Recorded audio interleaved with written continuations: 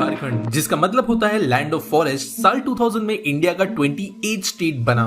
लगभग 21 साल पहले झारखंड, जो छोटा नागपुर के नाम से भी जाना जाता था, ये बिहार का एक बहुत इंपॉर्टेंट पार्ट हुआ करता था। लेकिन कुछ इश्यूज की वजह से नवंबर 15, 2000 को ये बिहार से अलग हो गया और एक नए स्टेट के रूप में अस्तित्व में आया। मिनरल रिसोर्सेज और नेचुरल ब्यूटी से रिच इस स्टेट को आखिर क्यों बिहार से अलग होना पड़ा और किस तरीके से झारखंड नाम का ये नया स्टेट बन पाया, इसी के बारे में आज हम जानेंगे। सबसे पहले हम शुरुआत करते हैं इस बात को जानने से कि झारखंड को एक अलग स्टेट बनाने के पीछे की वजह क्या थी। दरअसल आदिवासियों के लिए एक अलग स्टेट की डिमांड करने के पीछे दो मेन रीजन थे। फर्स्ट ये था कि मिनरल रिसोर्सेज से रिच इस एरिया में, जो अब झारखंड है, यहाँ पर एक्चुअल में रहने वाले आदिवासियों की हालत कुछ खास नहीं थी। उस एरिया और वहाँ के लोगों के डेवलपमेंट के लिए जरूरी इंफ्रास्ट्रक्चर नहीं था। जो भी इंफ्रास्ट्रक्चर था वो नॉर्थ बिहार के हिस्से में था और अभी जो झारखंड का हिस्सा है ये काफी दूर हुआ करता था डेवलपमेंट से। और सेकंड रीजन ये था कि वो एरिया जो अब झारखंड में है, उस हिस्से में ज्यादातर संख्या में आदिवासी लोग बसे हुए थे, जबकि नॉर्थ बिहार में इनकी संख्या लगभग 1% ही करीब थी। अलग अलग लैंग्वेजेस होने के साथ साथ यहाँ की कल्चर में भी काफी डिफरेंसेस थे।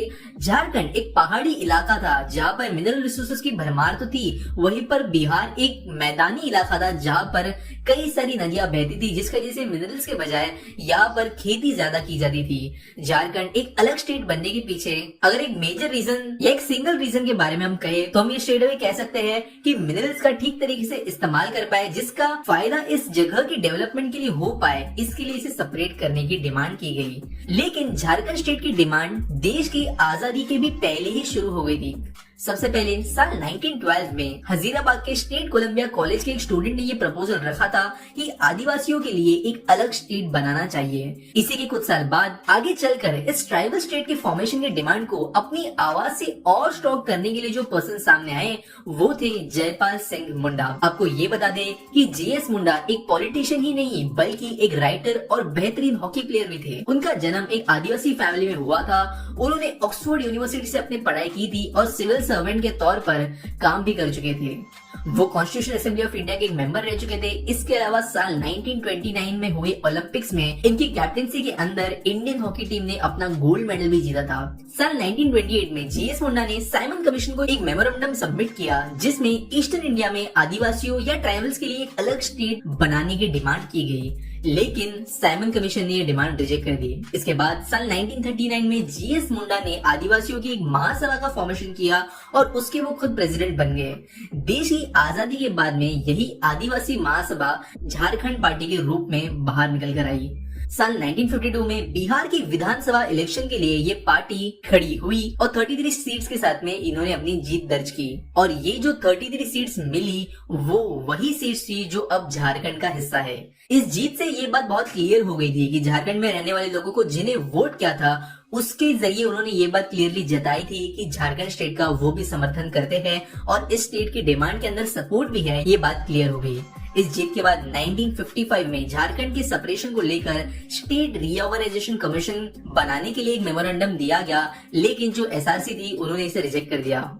यहाँ पर रीजन से दी गई रिजेक्शन के लिए कि झारखंड के अकेले एरिया के अंदर ही बहुत सारी अलग अलग लैंग्वेजेस बोली जाती है, जिसकी वजह से स्टेट सेपरेशन से कोई खास फर्क नहीं पड़ेगा और न स्टेट की इकोनॉमी पर कोई फर्क पड़ेगा।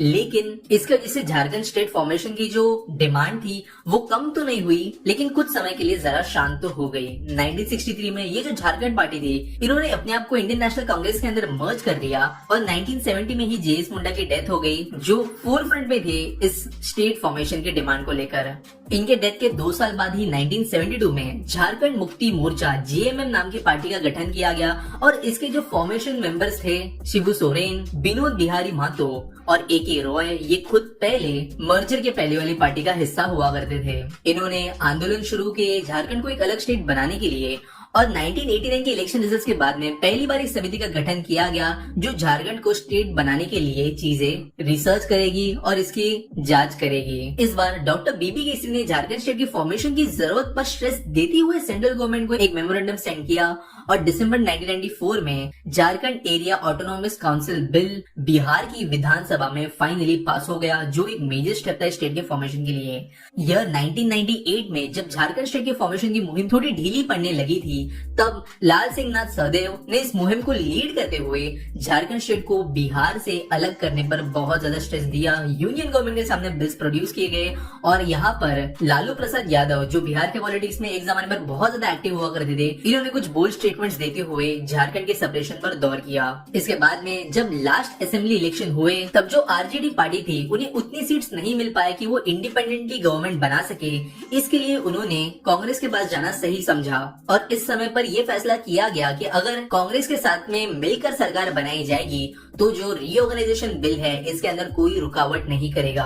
और फाइनली जब आरजेडी और कांग्रेस ने मिलकर सरकार बनाई तब इन्होंने इस सेपरेशन के बिल को पूरा समर्थन दिया और फाइनली 15 नवंबर 2000 को झारखंड इंडिया का 28 स्टेट बना। ऑलमोस्ट 50 से 70 साल तक चली ये मुहिम फाइनली साल 2000 में जाकर साकार हुई, लेकिन इसके बावजूद जो मेन इंटेंशंस थे झारखंड को सेपरेट करने के वो ज्यादा फायदा दिलाते हुए नजर नहीं आए। आज झारखंड बिहार से अलग हुए लगभग 21 साल हो चुके हैं, लेकिन इसका जो मकसद था, जिस तरीके की डिमांड्स के जैसे अलग किया गया था, वो कहीं ना कहीं पीछे छूट गई है।